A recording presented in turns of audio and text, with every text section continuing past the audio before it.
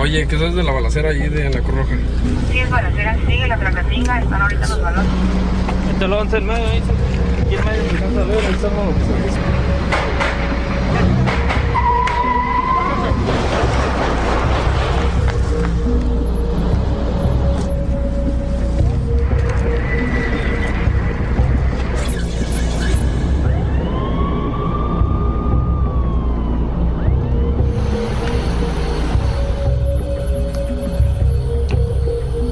La prensa local asegura que no será el único. Están apareciendo una media de hasta 10 cadáveres diarios solo en la ciudad de Culiacán.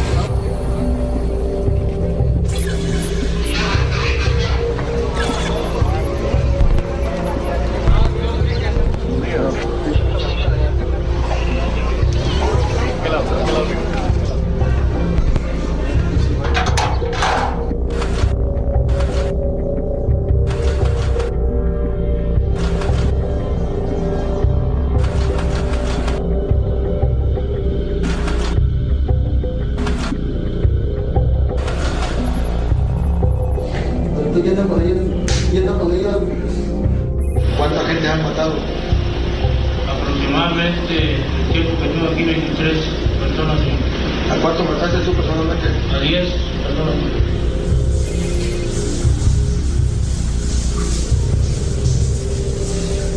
Pues aquí ya hay cuerpo. ¿Sí? Sí. Por eso te decía que es una cámara.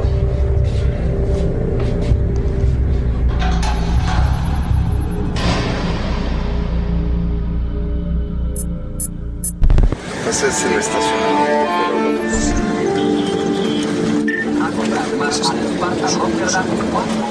Cuando decidimos investigar en México las decapitaciones relacionadas con el narcotráfico, nunca imaginamos lo fácil que iba a ser llegar al corazón mismo de la violencia. ¿Qué está pasando en este país? ¿Por qué todas las semanas se cortan varias cabezas y se cuelgan los vídeos en internet, como hacen los fanáticos de Al-Qaeda? 100 millones de mexicanos desayunan todos los días con periódicos que hablan de ejecuciones múltiples y cadáveres abandonados por todo el estado, de 10 en 10 o de 15 en 15. México está ya por derecho propio en el G20 de los grandes, pero tiene 5.000 muertos al año por narcotráfico, más que todas las bajas norteamericanas en la guerra de Irak. Pues es que vamos a regalar películas. Este recorrido por la sórdida geografía de la violencia mexicana solo tuvo un límite: decidir cuánto queríamos arriesgar. Amigo, gracias. Hasta luego. 6 y 10. Estamos en la situación en que aparecen 24 cadáveres aquí cerca de la Ciudad de México, o te aparecen 12 decapitados en la península de Yucatán.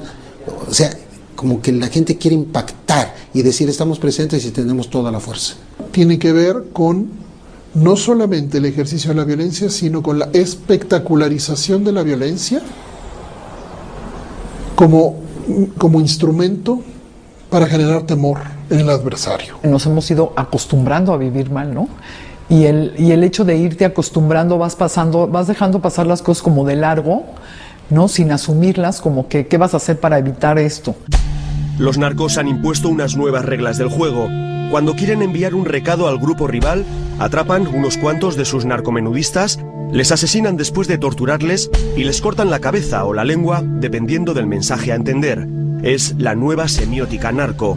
Muchas veces dejan incluso un cartel, siempre dirigido a alguien, siempre con faltas de ortografía, porque los sicarios no son, lo que se dice, muy leídos. Entonces estos mensajes, por ejemplo, son parte de la guerra psicológica. O sea, no basta matar a una persona, hay que descuartizarla, hay que dejar un mensaje de que se es lo peor que hay en este mundo. ¿Y se da cuenta que con 5.000 muertos este año, el mandato del presidente puede acabar con 25.000 muertos? En el cual un buen número de esos son entre los propios miembros de la delincuencia organizada, lo cual es penoso porque un muerto es demasiado. 13 muertos al día. Las cifras son escandalosas y cada vez van a más. ¿Pero por qué? Básicamente por dos fenómenos. El primero, la impunidad y el poderío de los capos habían llegado a límites intolerables. Los narcos estaban a punto de telefonear directamente al presidente del gobierno y tutearle para negociar sus intereses. Había que frenarles antes de que se hicieran más fuertes todavía. El segundo, la frontera con Estados Unidos está más controlada y sobre todo, ha caído allí la demanda de cocaína. Y al mismo tiempo, las redes o las formas de pago comienzan a privilegiar el pago en especie. El mercado mexicano se comienza a hacer también un mercado apetecible para la venta de drogas. Esto va a provocar que las bandas de la delincuencia organizada se enfrenten entre sí.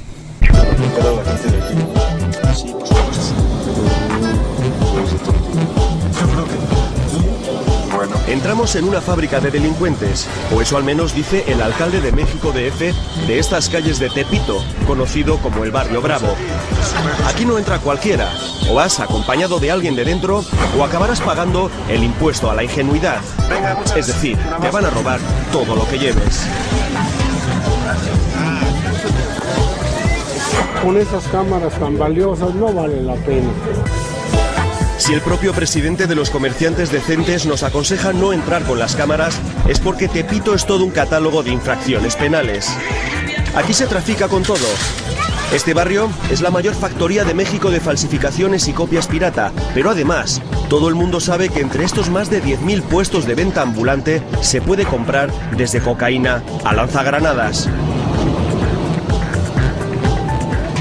Hay gente buena y hay gente malandrina. Exacto, como aquí, como en España y como en todos lados. Ajá. Entonces no vale la pena arriesgarse así de qué voy a hacer y voy a hacer esto. Hay que ser precavido y las cosas salen bien.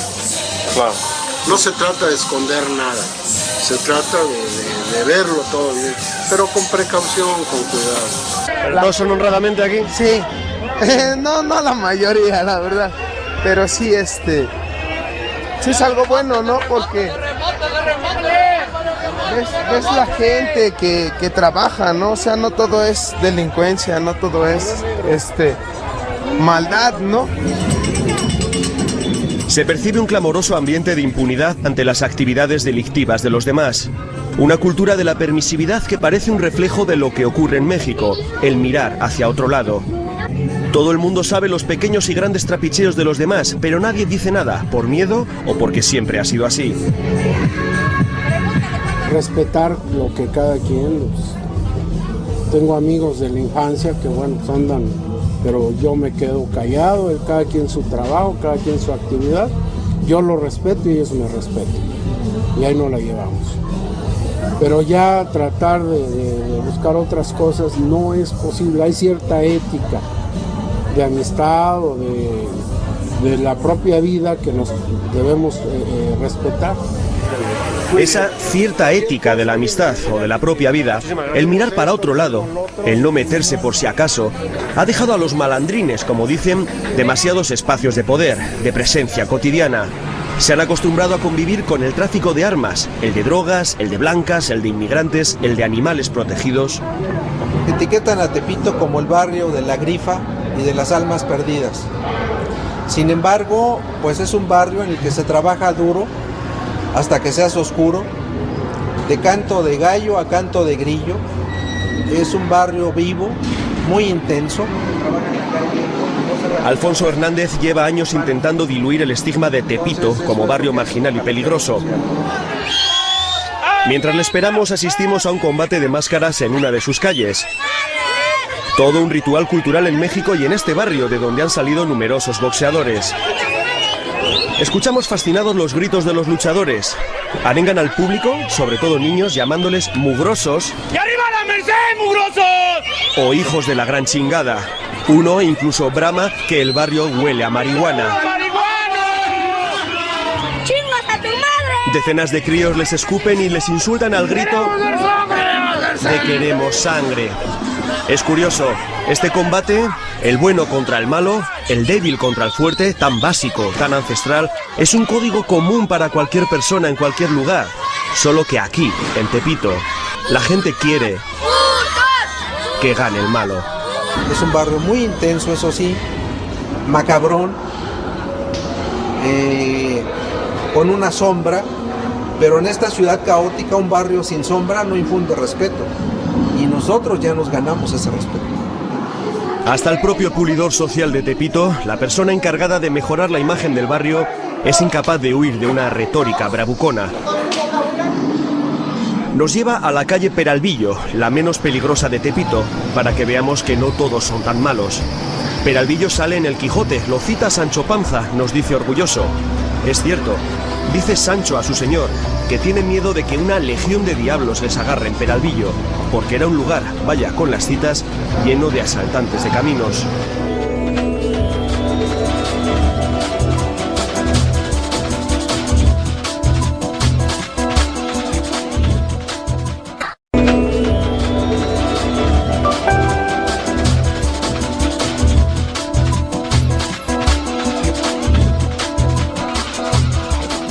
Alfonso nos lleva a ver un mural que está fuera del circuito turístico del DF, un fresco que representa una especie de manifestación de almas, una procesión de todos aquellos que han muerto en los últimos años baleados por cuitas del narcotráfico. Le llaman el mural de los ausentes, pero como diría Sancho Panza, podríamos llamarlo la Legión de Diablos. Es un testimonio que los familiares de estas personas dejan para señalar que cayeron ajusticiados por el narcotráfico. Algunos fueron muertos por la policía, otros por ajustes de cuentas. Los malos elevados a categoría de héroes, delincuentes retratados como ejemplo para los más pequeños, vecinos que pasan y nos miran con recelo, como si estuviéramos profanando algo sagrado. Uno de ellos, con un largo, enseguida lo sabremos, historial carcelario, se acerca. ¿Cuál es su nombre? Necio, me dicen. Necio, con doble S. Mi nombre es Jerónimo, pero mi nombre, mi apodo es Nes y mi clave es 510. Entonces soy el Nes. Sí. ¿Y eso? Así debemos estar organizados, si no, para abajo. No, que llegan y te confunden. Oye, nos mandó fulano de tal. No es cierto. A ver, ¿cómo le dicen? ¿Cómo lo conoces? ¿De dónde? Y si no lo conocen, te dicen, no, ¿sabes qué? ¿Organizados Necio para qué? No, nos tenemos que organizar para no por lo mismo dar un mal paso. Necio 510 es un producto típico de Tepito. Se ha pasado media vida delinquiendo y la otra media en la cárcel. Ha robado, traficado, a un chavo lo mataron ahí en Plomero. Y se calla al preguntarle si ha matado. Pero su mirada, esos ojos rojos de grifa y perico, es la de quien ya es incapaz de sentir compasión por nada o por nadie. ¿Conoces alguno? El que está arriba del señor es el robagallinas. El robagallinas. En paz descanse, sí. A ese lo acribillaron en la colonia Doctores unos agentes, argumentando que estaba haciendo cosas malas, y no es cierto. Nada más lo acribillaron así por acribillarlo y ya le fueron y le pusieron la pistola en la mano. A mí me consta. Pero entonces, Necio, la gente que está aquí es gente que ha caído... Que sí, son ya ausentes. Son las familias de todos esos narcos, orgullosos de ellos en vida, los que pagan para que artistas locales dibujen sus rostros en las paredes. Necio solo sabe decirnos sus motes: el robagallinas, el roñas, el costroso, el mofles. Así son aquí los alias de los sicarios, nombres de guerra del menudeo de la droga que en Tepito suenan casi narcochic. Los narcos elevados a referencia cultural para los niños que todos los días pasan por aquí para ir al colegio, todos aspirando a tener pronto un alias para ganar puntos en la jerarquía de las calles, deseando tener un apodo y una clave para empezar a ser alguien. Me ha sorprendido que dijeras que tu apodo era parte de un nombre y parte del número. Sí, pues es una clave que todos debemos de tener, y no debemos de confiar de esa clave a nadie más. Yo no tengo clave. No, pero tú eres otra persona. Cultura de la marginalidad. Vive rápido y muere joven, pero que nadie te dé órdenes. Filosofía narco que eleva el individualismo a paradigma existencial. Ellos creen en su derecho a hacer dinero, de la manera que sea. Cuando salimos de Tepito, cuando todavía estamos pensando en la noción de impunidad que permite mantener lleno de flores un mural dedicado a delincuentes, algo se estrella contra nuestra reflexión. Una foto, un mensaje, una publicidad desesperada. Veo el rostro de Silvia y me imagino cómo son las llamadas de extorsión. La fiscalía nos entregó algunas grabaciones para que sepamos cómo suenan. ¿Quién habla? Ya sabes de qué se trata, ¿no? ¿Tú tienes a mi hijo? Bueno, claro. Eso está bien. ¿Me lo está cuidando bien? Claro, no le va a pasar nada. De acuerdo. ¿Podría hablar con él? ¿Me podrías dar ese auto? No, ahorita no. Vas a hablar en su momento. Bueno. Es con lo que te vas a la cama todas las noches, con lo que te despiertas todas las mañanas.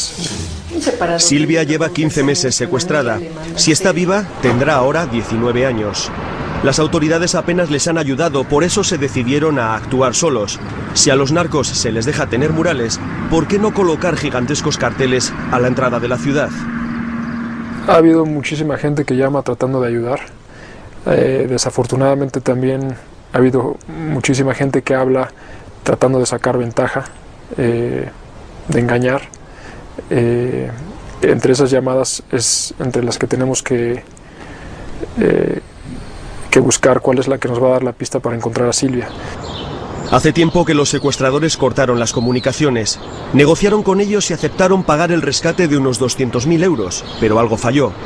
O se sintieron vigilados, o fueron detenidos por otro delito, o peor aún, se les murió Silvia. Cuando aceptaron vernos era para lanzar un dramático mensaje: queremos pagar. Por lo que estás diciendo, vosotros estáis dispuestos a pagar, queréis pagar. Así es, John. Sí, el claro. acuerdo sigue en pie. Ellos saben que está vigente el acuerdo y que nosotros lo único que queremos es a Silvia de regreso y que ellos tienen lo que ellos pidieron. Los Vargas han podido comprobar la mezquindad de mucha gente que llama para sacar dinero a la familia asegurando que la tienen. Por eso, me dicen, no podemos dar detalles íntimos de cómo es Silvia, para no dar pistas. Para poder pillar al extorsionador en un renuncio cuando se le hacen preguntas que solo ella puede contestar. Esos detalles, contados con lágrimas, me los dicen fuera de cámara.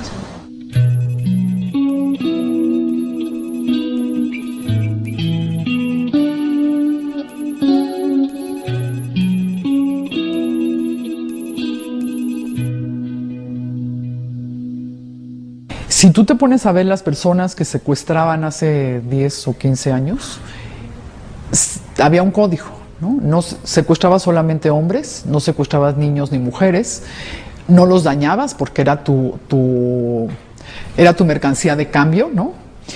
Tú estabas cambiando a un cuerpo como si fuera una mercancía y del otro lado una familia estaba negociando por la vida de su ser querido. Mira, piensa lo que me vas a decir y la cantidad que me vas a ofrecer, porque si me ofreces una pendejada, simplemente no te voy a decir nada. Simplemente voy y mato a tu esposo. Mira, ¿quieres más a su mendigo dinero? No, claro que no. ¿Quieres más a su mendigo dinero que a tu esposo? Más vale que los tenga. Yo voy a tratar de conseguir todo lo que pueda. María Elena Morera lidera una de las organizaciones sociales más beligerantes con la pasividad gubernamental. Nos da datos. En el 2007 hubo más de 800 secuestros en México, pero solo se condenó a una persona. La quiebra de confianza en la justicia es evidente. Estás bien pendejo, cabrón. A tu hijo le voy a cortar 2 dedos. Espera mi llamada mañana, cabrón. La industria del secuestro en declive en países como Colombia o Brasil está en auge en México, donde el 98% de los delitos quedan impunes. María Elena sabe de lo que habla porque ella tuvo que oír amenazas como esa cuando secuestraron a su marido. A Pedro no le cortaron 2 dedos, sino 4, y ahora colabora en impactantes campañas de concienciación social. Cuando me cortaron el tercero, me dio rabia. Y cuando me cortaron el cuarto, me llené de fuerza para exigirle a las autoridades que no mientan, que trabajen y salven a nuestra ciudad del miedo. Y si les tiembla la mano, tengan, les presto las mías. México, unido contra la delincuencia. Hay algunos que participan en un secuestro que ni siquiera lo ven con el daño que están haciendo, ¿no? Te digo uno, por ejemplo, el de mi esposo, la señora que lo cuidaba, a la hora que la detienen, ella dice, bueno, yo no le hice ningún daño, yo le daba de comer y le limpiaba los dedos. Cada vez que agarran una banda de secuestradores, siempre hay un policía, un militar, o un ex policía, o un ex militar, o varios.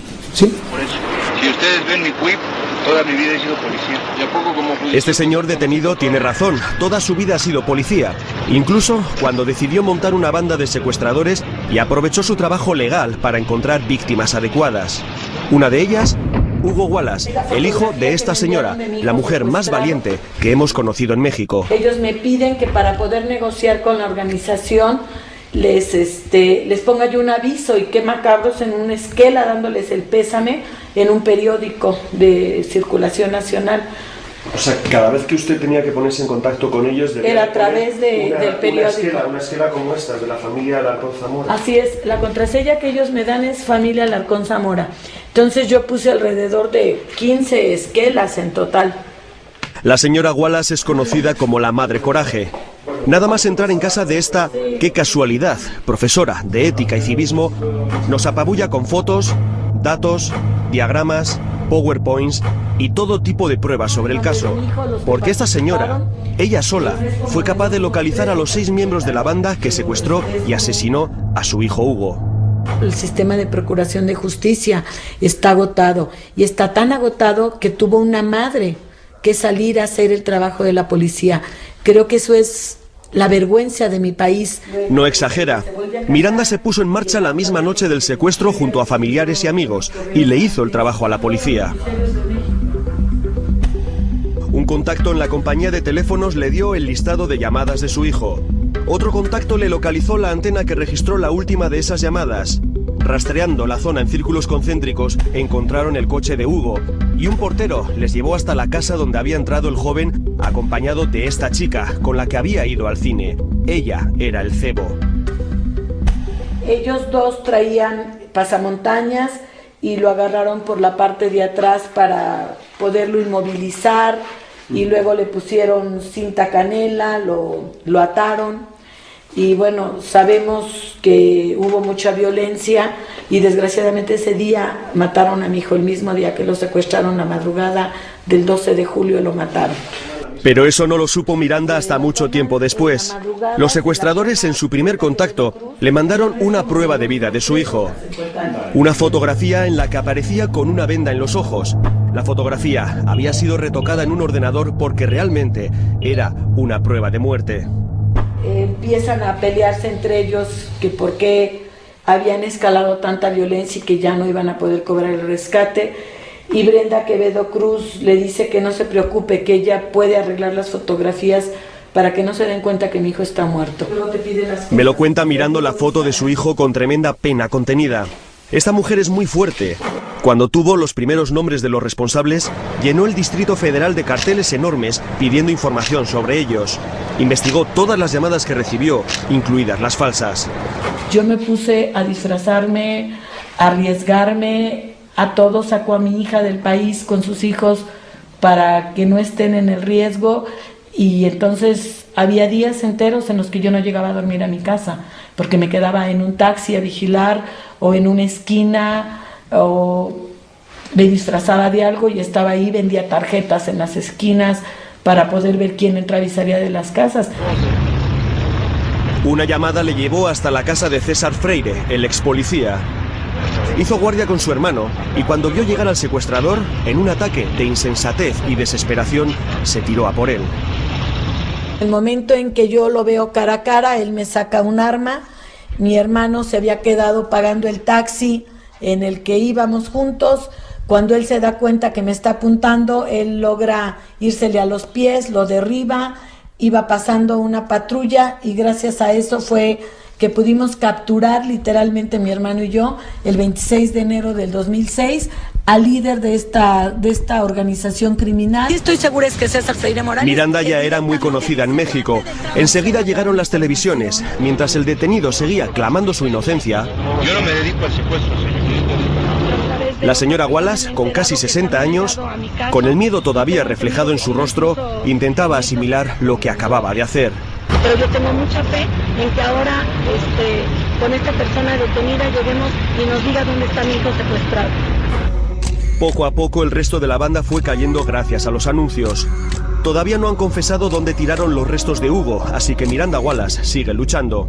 Le quedan al menos 2 cosas por hacer: encontrar lo que quede de su hijo y encontrar también a Jacobo Tagle Tobin, el otro cabecilla de la banda, que todavía está suelto. Su rostro sigue apareciéndose a los conductores en diferentes calles del Distrito Federal.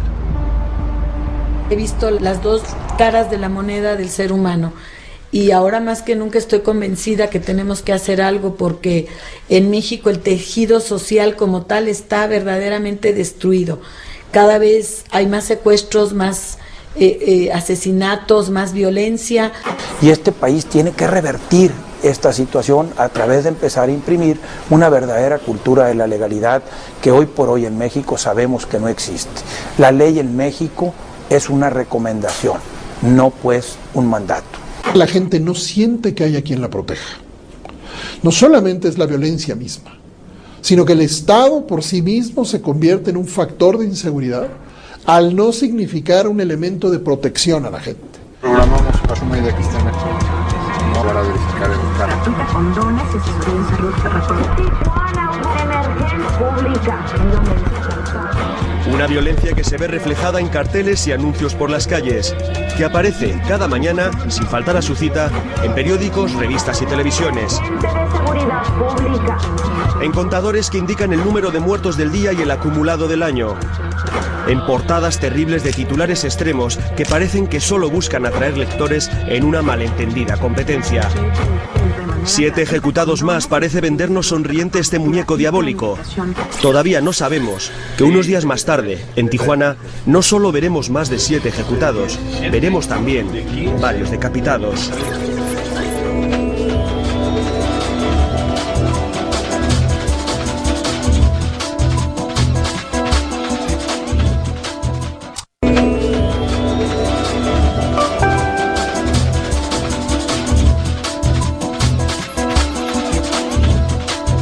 Poner cabezas en lugares públicos implica necesariamente que habrá cobertura de los medios de comunicación, cobertura no profesional, es decir, cobertura que no tiene límites para la exposición de la violencia. En consecuencia, los medios de comunicación por sí mismos garantizan funcionar como canal de información y diseminación de los hechos de violencia. Desde su Instituto para la Democracia y la Seguridad, este sociólogo lleva años denunciando la falta de ética de muchos medios de comunicación y la necesidad de un gran pacto mediático para definir cómo reflejar la información sobre la violencia. Cabezas cortadas en primer plano, cadáveres en portada, los propios mensajes que los narcos dejan en los asesinados, todo eso se puede ver en los periódicos, publicidad gratuita regalada a los cárteles de la droga. Nos encontramos con periodistas que no tienen conciencia mínima de lo que provoca lo que están exponiendo. En un momento difícil como el que está pasando el país, no le puedes hacer propaganda a los delincuentes. Al narcotráfico le sale gratis, ¿no? Salir en las primeras planas y en los primeros planos de los noticiarios, ¿no? Entonces sí es un problema de la prensa que tendría que reflexionar, ¿no? Hacer un examen de conciencia y decir, bueno, ¿hasta dónde publico, hasta dónde no publico? Bien es cierto que, como dice Pepe Rebeles, hasta dónde publico y hasta dónde no publico, muchas veces, y hablando de narcotráfico, supone la diferencia entre estar vivo o estar muerto. 44 periodistas han sido asesinados desde el año 2000 y hay otros 8 desaparecidos, lo cual no deja a México en demasiado buen lugar. Si a un capo mafioso no le gusta una información, no envía una carta al director del periódico, ordena asesinarlo. Digamos que dictan censura los narcotraficantes. Y muchos periodistas han optado por decir, bueno, de esto ya no vamos a hablar. Rebeles, 40 años de periodista en México, lo tiene claro. No hay narcotráfico sin cobijo de la autoridad, sin la connivencia de políticos corruptos o policías a sueldo de las mafias, algo que en México tiene un nombre. ¿Qué es la narcopolítica? Bueno, para mí la narcopolítica es básicamente el personaje político que de alguna forma apoya al narcotráfico desde su posición de poder, o bien aquel político que recibe apoyo del narcotráfico para que el día de mañana el político le ofrezca el apoyo desde su posición de poder. Durante el 2008 han sido asesinados casi 500 policías de diferentes cuerpos.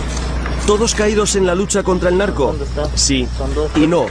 Algunos murieron en operativos o enfrentamientos, pero la mayoría fueron liquidados por no cumplir sus obligaciones de agentes corruptos. En pocos días, en Sinaloa, seremos testigos de cómo se resuelven las cuentas con los policías que no cumplen con los narcos o que no se venden a ellos. Una de las maneras tradicionales de operación de la delincuencia organizada es a través de la compra de conciencias de servidores públicos. Y una parte importante de esos servidores públicos, de esos policías que han muerto por haber estado en contubernio con la delincuencia organizada. Y han muerto o porque no les proporcionaron a tiempo la información de los operativos en su contra, o porque protegían a miembros de las bandas rivales, o también porque los querían quitar del camino. Pero también es cierto que un número importante de policías han sido muertos también por resistirse a la acción del crimen organizado. Lo reconoce la propia presidencia de gobierno en un informe al Senado. La mitad de la policía mexicana no es recomendable, es decir, es corrupta. Los cárteles son ya verdaderas corporaciones delictivas. Trabajan como grandes empresas del crimen organizándose en subdirecciones generales. La de robos, secuestros, extorsiones, asesinatos, por supuesto la del tráfico de drogas. El gobierno de Calderón ha decidido hacerles frente antes de que se hagan aún más poderosos y colombianicen México. Y eso, a su vez, ha desatado la guerra entre ellos. Los carteles de narcotráfico no se enfrentan entre sí a través de convenios, acuerdos, minutas, sino se enfrentan a través de las armas. En los reacomodos por luto que hacen por el control de las rutas, por el control de plazas, es decir, de ciudades o de ubicaciones geográficas donde guardan droga, almacenan droga y desde ahí la cruzan hacia los Estados Unidos, es una lucha constante. Como dicen muchos, su vecindad con Estados Unidos es su privilegio y también su perdición. Como dice Carlos Fuentes, uno de sus más destacados y comprometidos intelectuales, se podría definir a su país como una narconación. Pero no habrá medidas suficientes dentro de México si no se llega a un acuerdo para ir a la raíz del problema que está en el consumo norteamericano. El consumo norteamericano. El consumo norteamericano. Se lo digo 3 veces porque ahí está la solicitud de la droga que se produce en México. Esto es Morelia, estado de Michoacán, el escenario del primer narcoatentado de México. El 15 de septiembre es ahora en el imaginario mexicano como el 11S en Estados Unidos o el 11M en España. Ese día los narcos elevaron la apuesta en su desafío al Estado. Ese día, en el que todo México celebra el llamado Grito de la Independencia, 3 sicarios lanzaron varias granadas contra la multitud. Era la primera vez que el narco atacaba directamente a la población civil. Hubo 9 muertos. Fue el esperado y temido salto adelante de las poderosas mafias de la droga. Son utilizados para tratar de presionar al Estado, ¿no? De chantajear al Estado, con una estrategia y una lógica claramente terrorista. O sea, esa es la lógica de todos los grupos terroristas, ¿no? Utilizar a la población civil para tratar de presionar al Estado, ¿no?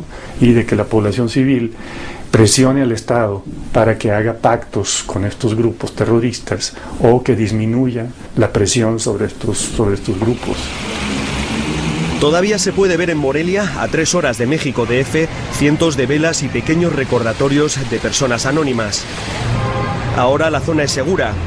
El ejército patrulla las calles y los limpiabotas han vuelto a su sitio, al lado de donde estallaron las granadas. Vi la explosión, sí, estaba yo con mi familia.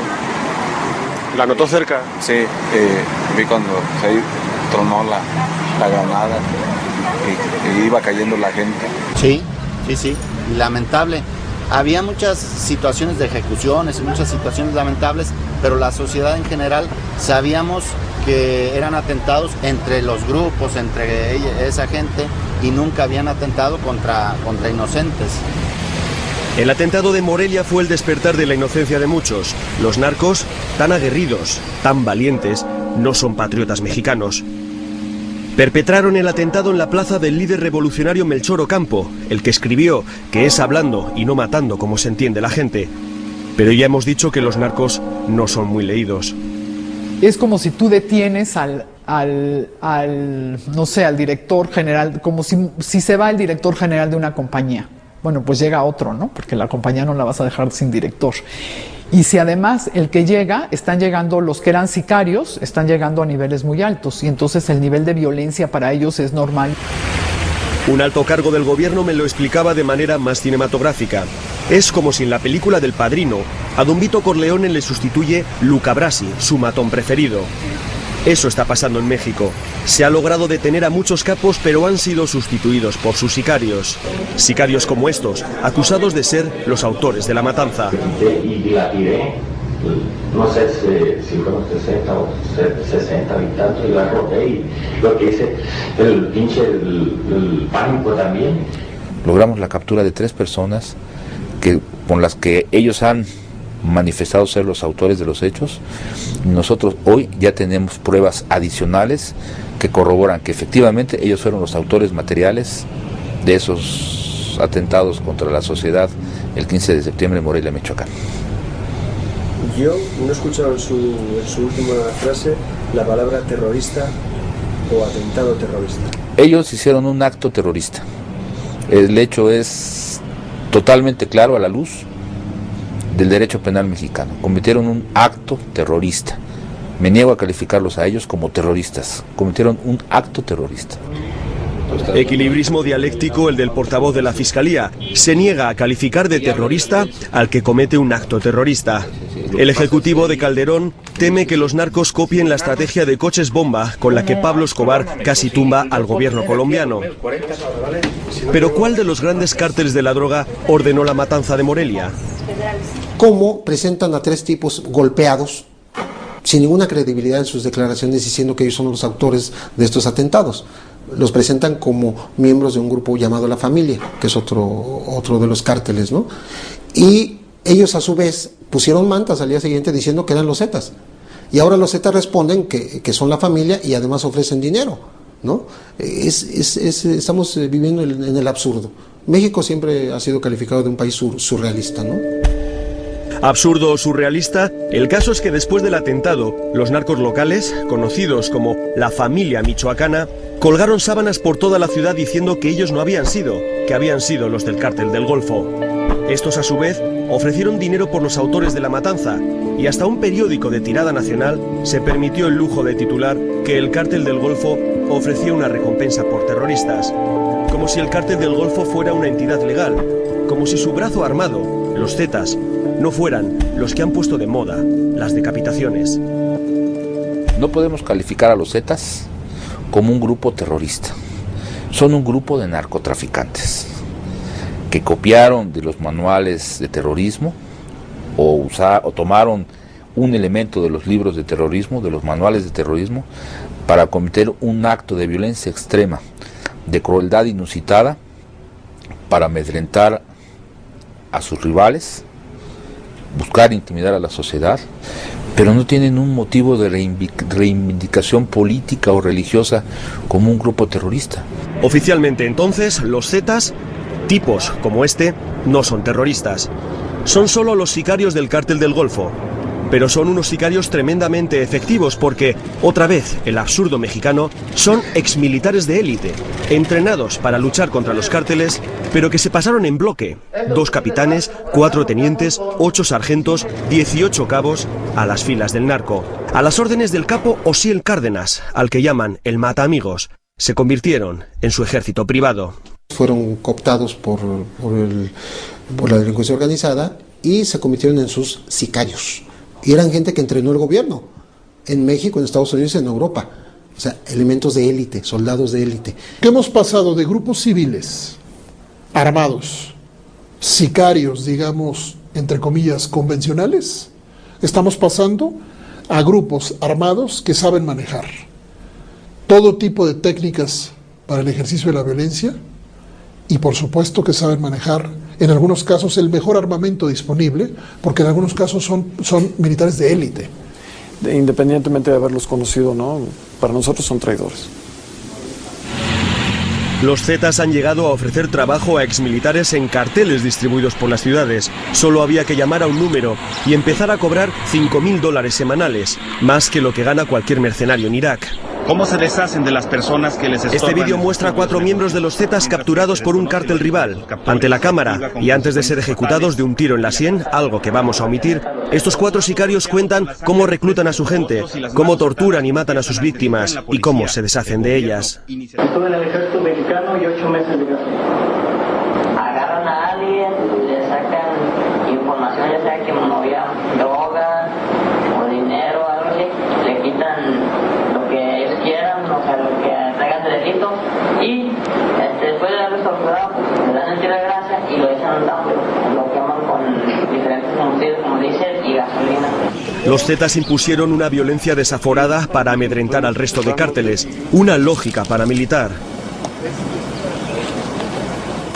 Ellos empezaron a cortar cabezas como escarmiento, a colgar los asesinatos en YouTube como los de Al-Qaeda. Hace unos meses decapitaron a 12 pequeños traficantes en Yucatán, 12 asesinatos casi rituales subidos a internet, cuyas imágenes tratamos de evitarles, pero están ahí, en la red. Hasta una cabeza cortada protagoniza la última novela de Carlos Fuentes. Empezó el libro hace 3 años y su intuición le llevó a decapitar a uno de los personajes principales. Miro sin mirar. Tengo miedo de ser visto. No soy lo que se dice agradable de ver. Soy la cabeza cortada número 1000 en lo que va del año en México. O podría ser la de este Zeta decapitado ante la cámara.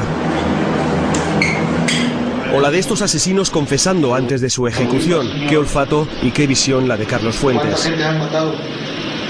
Aproximadamente, el tiempo que tengo aquí, 23 personas. ¿A cuánto mataste tú personalmente? A 10 personas. Son estrategias de manual de contrainsurgencia, si tú quieres. O sea, no están inventando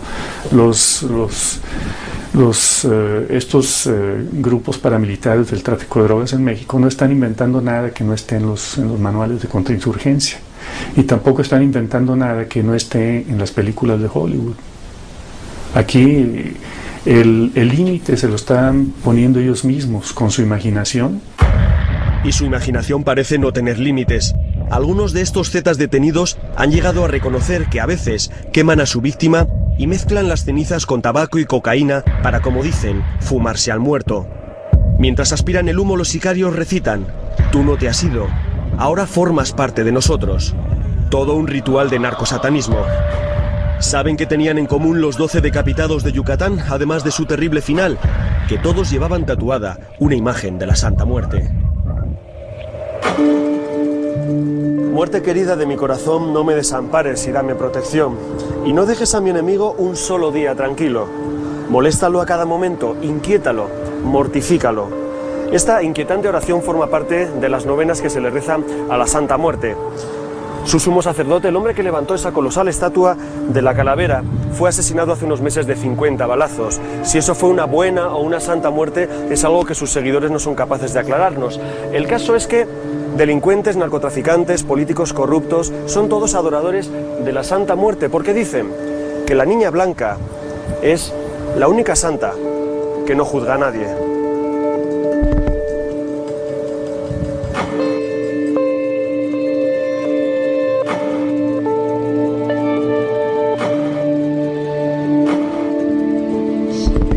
Así como a ella le gusta ver la vida. En tu regazo divino, Madre de todos.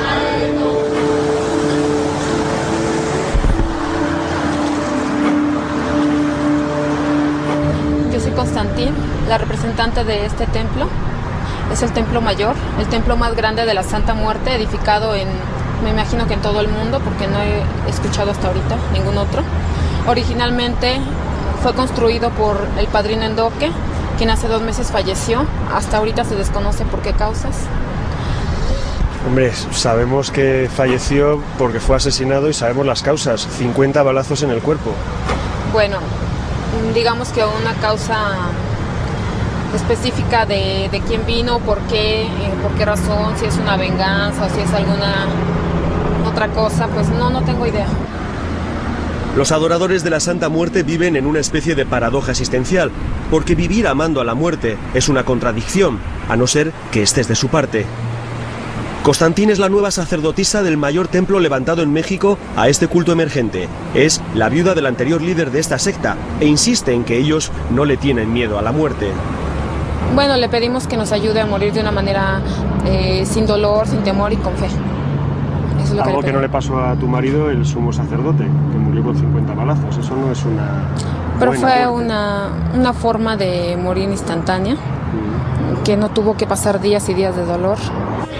La muerte rápida entendida como buena muerte, aunque no la desees. El templo de Ecatepec tiene una pequeña capilla donde todos los días acuden unos cuantos fieles a rezarle a la calavera.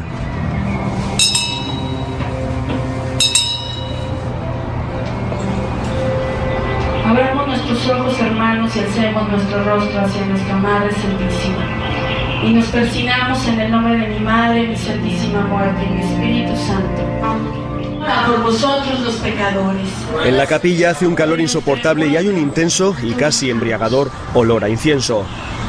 Son sobre todo mujeres que parecen entrar en trance cuando se lo pide la sacerdotisa. Este culto es una especie de sincretismo entre tradición católica y satanismo. De hecho, esto parece una secta satánica. A mí me da un poco miedo esta Virgen. ¿Debo temer algo? Tu conciencia, debes de estar tranquilo. ¿Qué te puede hacer eso? Yo le tengo más miedo a los vivos. Eso sí, a los vivos sí les tengo miedo. A ella no, ella es una señora muy hermosa, muy linda. Para mí y para todos los que somos devotos. Doña Queta es probablemente la más conocida de las defensoras del culto a la Santa Muerte. Vive en el conflictivo barrio de Tepito y uno no sabe muy bien si está ante una espabilada que se gana la vida con el merchandising de la muerte. La que te sale cara sería como la grandota, te vale 2,000 pesos, la de 7 colores, pero es el material, la transparente. Esta amarillita te vale 1,500. O sea, no son caras. O si se lo cree de verdad. El caso es que no pasan 5 minutos sin que alguna señora con la cesta de la compra, jóvenes pandilleros con cara de pocos amigos o taxistas que aparcan en segunda fila se acerquen a dejarle una oración a esa calavera, que como diría Carlos Fuentes, mira sin mirar. ¿Y la gente qué le pide? Que le saque a sus hijos presos, que tengan trabajo, que no les quiten su casa, que dejen sus hijos los vicios, las hijas que andan en malos pasos, que estemos bien. Es lo que le piden, es lo que piden en lo católico. Que le saquen a sus hijos presos. Claro, mira, uno como madre, sea lo que sea su hijo, son nuestros hijos. Las ofrendas muestran la sociología de los que la adoran. Algunos le dejan unos pesos y unos pasteles, y otros cigarros encendidos, copitas de tequila o un porro de marihuana. Son las ofrendas de los pobres, los que más creen en la Señora Muerte. Su culto es todo un desafío a las religiones tradicionales y a los poderes establecidos. Una demostración de rebeldía de los que viven en los márgenes de la sociedad, los que se sienten excluidos, que encuentran en estos ritos lealtades alternativas. Total, ¿qué tienen que perder? Dicen que es buena porque ella no juzga a nadie. Nah, qué cara parejo. Niños, ancianos, jóvenes, para morir es lo mismo. No hay hora para nacer ni hay hora para morir. Para Doña Queta la muerte es más que una certeza. La muerte, dice, hace milagros. La muerte, repite, su muerte, no juzga a nadie. Por eso la quieren tanto los que están fuera de la ley. ¿Es cierto que dicen que vienen muchos delincuentes a rezarle a la Virgen antes de hacer algo malo para que les salga bien? Pues yo te digo que no sé porque no les puedo preguntar a qué vienen. Aunque fuera de cámara confiesa que todo el que tiene un pasado o un presente oscuro viene a rezarle a la muerte. O que casi todas las estatuas que almacena se las han tallado los presos de diferentes penales. O que incluso la misa negra empieza con una curiosa oración que pide que la santa consuele a los que trabajan, a los que roban, a los que delinquen, a los pobres y a los ricos. Oraciones de la marginalidad, rogar a la muerte por los que roban o delinquen. Por eso, la santa es ahora el culto de moda en las cárceles. ¿Le viene a traer flores a la Virgen de la Santa Muerte? Santísima Muerte. Sí. ¿En agradecimiento de algo? Me ayudó a salir de la cárcel. ¿Cuándo ha salido? Salí ayer, 3 de la mañana. ¿Llevaba mucho tiempo? Casi 4 meses. Sí. ¿Le puedo preguntar qué había hecho? Acusaban de robo. ¿Por qué cree que ha sido la Virgen la que le ha sacado? No es Virgen, es la Santa Muerte. ¿Por qué cree que ha sido la Santa? Es muy milagroso. Ventura nos aseguró que en los penales mexicanos hay una santa muerte en cada celda y que todos los primeros de mes le cantan en el patio las mañanitas. Así que conseguimos permiso para entrar en uno de esos penales, en un sistema penitenciario que ha afrontado varios motines en los últimos meses, que sufre de hacinamiento de los presos, corrupción de sus funcionarios y que para muchos sigue siendo una universidad del crimen. Entraremos en ese penal para hablar con narcos y sicarios. Esos, al menos, tienen suerte de seguir viviendo, porque lo que también hemos podido comprobar es lo poco que vale la vida en este negocio. Lo fácil que es morir en las calles de Tijuana o en los descampados de Sinaloa. Pero eso lo veremos la semana que viene.